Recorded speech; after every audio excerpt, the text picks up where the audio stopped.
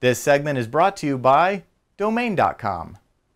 And I just threw up the commands here so that I do not forget.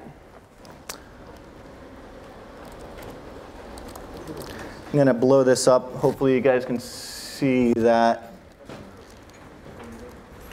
You see that? Huh. It's weird that it's a little off. Let me see if I can move this over. OK. Cool. So we're going to go ahead and bring up our interface. It's, I don't know if it's up yet.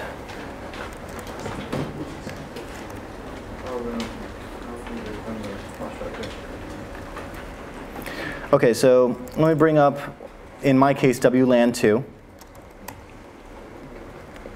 which is not plugged in. So you have to plug it in, and then you can bring it up.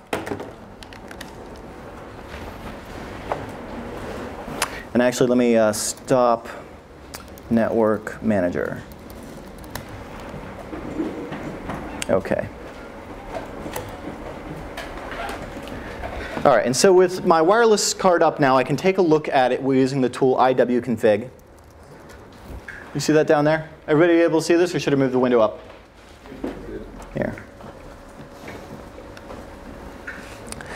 So if I take a look at it, I can, it's actually not specifying a channel right now because I haven't set anything.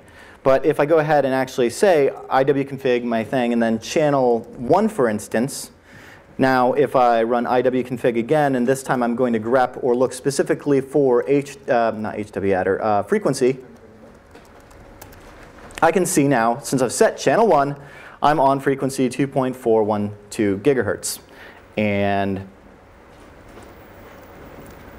so that brings us to channel availability. So I mentioned in North America we can use channels 1 through 11. The rest of the world is so super cool. They get to use channel 13. We saw some of that on the spectrum analyzer earlier, so there must be some Europeans among us. They look like us. It's OK. Japan is really cool because they get channel 14. And so let's go to Japan. That'd be fun.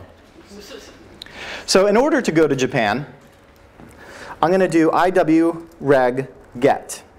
And this is going to show my country code. Actually, I haven't set it. It's 00 by default. And this is specified in your kernel. Okay, so I'm right now kind of in this quasi-no man's land. But what I can do now is I can change my channel. Remember, I changed it to 1 before. I'm going to try to change it to 14. And it let me, because it wants to make my demo fail. That's fantastic. Let me try that again. No, it just didn't give me an error. OK. Well, it hasn't. Let me try that again. What am I doing wrong? Huh. That's weird. Well, it gave me an error when it wasn't running it as root. Regardless, it's not showing the channel that I'm on. If I say channel 1 and run iwconfig again, you're going to see it's making my demo fail. But that's OK.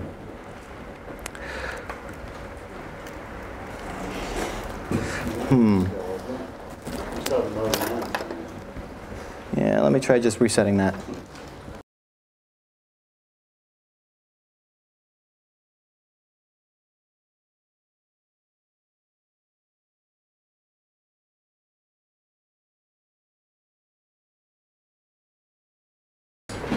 OK.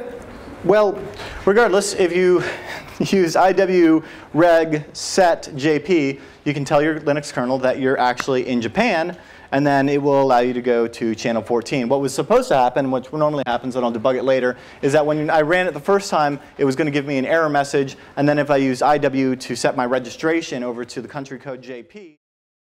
If you're setting up a website or starting a new business, showcasing your portfolio, or publishing your blog, domain.com is the best place to go for your next great idea. If you need to register a new domain, consider getting a .com. A .com name is the original. We all know it. It's the best. It's globally understood and immediately gives credibility to your website no matter what name you choose. Plus, if you want to invest in and sell domains, .coms have the highest aftermarket value. Find new domains at domain.com. Shannon and I love domain.com because they're affordable, reliable, and easy to use. Plus, domain.com's social networking presence is huge on Twitter at domain.com. They've got great customer support, and that makes it really a fun place to do business. So get this, the guys over at domain.com want to hook up our fans with an awesome offer. Get 15% off their already affordable domain names and web hosting when you use the coupon code HAK5 at domain.com checkout. That's 15% off and big savings. Don't forget to use the coupon code HAK5 when you think domain names, think domain.com. Error message, and then if I use IW to set my registration over to the country code JP, it will then allow me to do channel 14. So let's get to know our interface a little bit. Our NIC, or network interface card, and it doesn't have to be a card, it could be USB, is our gateway to the internet, to the network, whatever it may be. And not all Wi-Fi adapters can handle all 6 modes of Wi-Fi. Not all of them are built the same, and we're going to get more into that soon. But let's start learning all there is to know about our Wi-Fi adapters, because it's kind of important. First of all network interface cards have these cool things called MAC addresses, or media access control addresses. And there are 3 popular schemes to assign those. There's MAC48, EUI48, and EUI64. EUI being the extended unique identifier. And it's pretty cool because a 48-bit MAC address has the address space of about 281 trillion possibilities. So IEEE estimates that we're not even going to run out of those until 2100 or when we populate New Caprica. I'm not really sure. But who makes Macs? Well, I just alluded to it. IEEE, the Institute of Electrical and Electronics Engineers. You know, the cool guys that made Wi-Fi and Ethernet. And it's pretty cool the way that Macs work is that the first 3 octets of them specify this thing called an OUI, or an organizationally unique identifier, which is specific to the manufacturer of the NIC. So let's do a demo and find the hardware address of our NIC. So hopefully not all of my demos are going to fail. If I do ifconfig WLAN2 and grep for HWadder, I'm going to see there, this is the MAC address of my particular card here. Well, a little bit of Mac trivia. It turns out that that OUI, in this case, mine is 00C0CA. That specifies it as Alpha Incorporated, Alpha Networking. Cool guys out of Taiwan. Well, it actually came, this whole specification came out of a Xerox Ethernet addressing scheme, which is why the OUI for Xerox Corporation is 000000 through 09. So I don't know, just a bit of fun trivia. So the MAC and the ROM. Get this, the MAC address is burned into your card. But that doesn't mean you still can't change it, right? You may actually want to, if you're an administrator, use MAC addresses as part of your scheme of authentication. And you may want to change the MAC address of all of your devices so that you can easily tell where they are, where they're going, things like that. Addresses can change, but a MAC address specifies, hey, this is that piece of hardware. And then so typically there's ways that we can change it in software. A lot of cards allow you to go into their BIOS or whatever and set it there. But otherwise, if you do set it in software, just bear in mind that it's only a temporary fix and you'll have to do that every single time. And if you're a black hat, you might want to do this frequently because you may not want your physical device being, leaving evidence about it actually being there. So you might want to choose a random one or something like that. So a little Mac tip. San Francisco's Airport SFO allows 45 minutes of free Wi-Fi per MAC address. Oh yeah.